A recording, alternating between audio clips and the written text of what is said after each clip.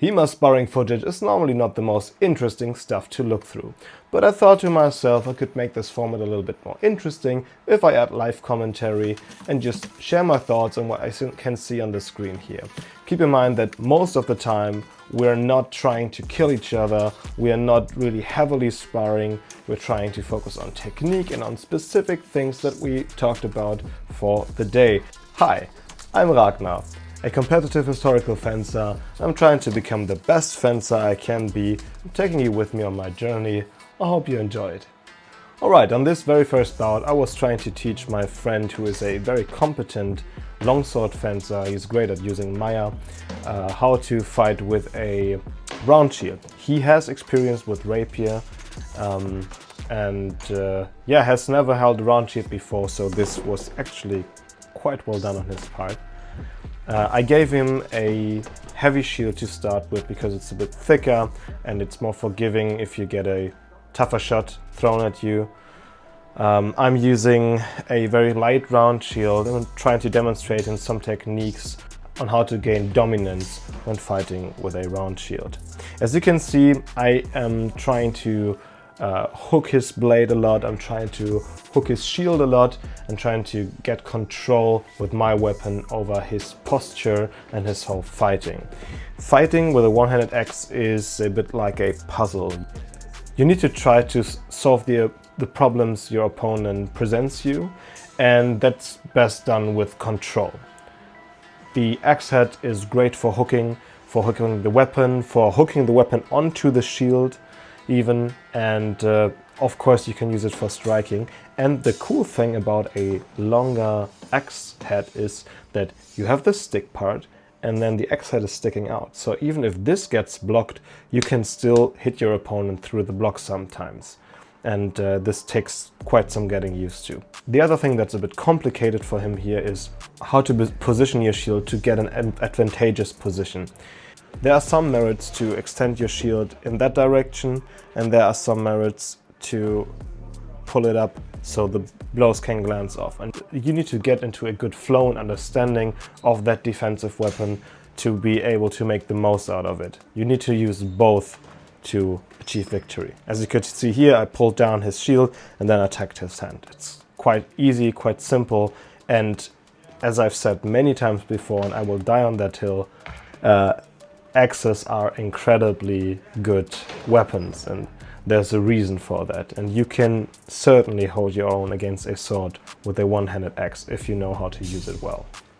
Of course, within context, mostly talking about using it in combination with a shield, but even if you lost your shield, there are plenty of mean things you can do to the opponent who is wielding a sword that, well, he's no longer able to wield that sword. You can rip it out of his grip.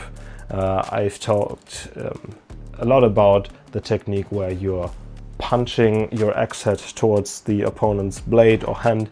That's actually quite easy to do even in full speed sparring. But yeah, there are plenty of things you can do with an axe. Also, don't mind our well-equipped friend in the background. He was dressing up and I'll leave it in here to punish him for running into the picture. No, actually, it's all love between us. Some really nice guys in my local club. As you can see, this shield I'm wearing here weighs 4.5 kilograms. That's quite heavy, but if you're used to it, you can wield it quite effectively. You need to know when to rest it upon your leg and when to throw it out to catch a blow before it lands on your body, and then deflect it, counter with your own weapon. That's just a lot of experience. I've had so many hours fighting with this sort of loadout. It's quite silly. Camera died, so we're switching to voiceover. You can see my friend warming up to the idea of wielding a single-handed sword and a shield. He's getting more and more good hits in, which would at least be disabling to me and sometimes even, yeah, kill me. You have to understand that it's quite a weird feeling to wield the shield over your head and to the side, and not having it get in the way of your weapon. And it takes quite a lot of time to get used to it. But he's probably the best first-time round shield wielder I've ever experienced.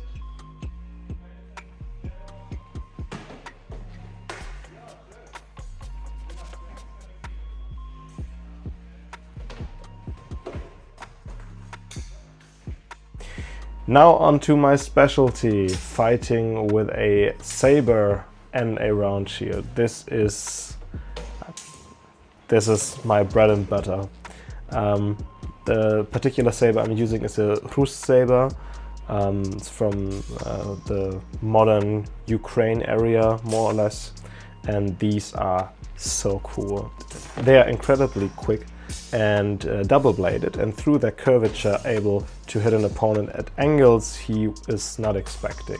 Even modern dueling sabers are not that curved, and because this saber is actually not that long, you can get in really close to your opponent and still hit him, and most of the guys don't expect it.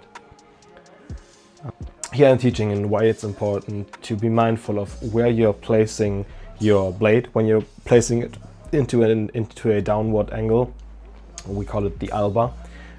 If you're doing it wrong, the opponent can just do a quick step into your mensur, and then you won't be able to raise the blade up because a round shield is literally on your arm, and then you're dead or you lose a point. Normally, especially with a heavy round shield, you're not really supposed to cover up your head that much, but when the opportunity arises, you can duck down and throw out your shoulder in with this motion, and it's not that hard on your body to get that heavy shield up, and then use that cover to then strike at the lower parts of the opponent's body. It's situational, as you could see. I only used that once, but if you do it right, then you'll just get a more or less free hit in, and the opponent won't be able to hit you back. If you've liked this, please let me know. I'm trying to experiment with different formats that I would myself find a bit more interesting. I hope you have a great day. I'll see you in the next video. Ciao.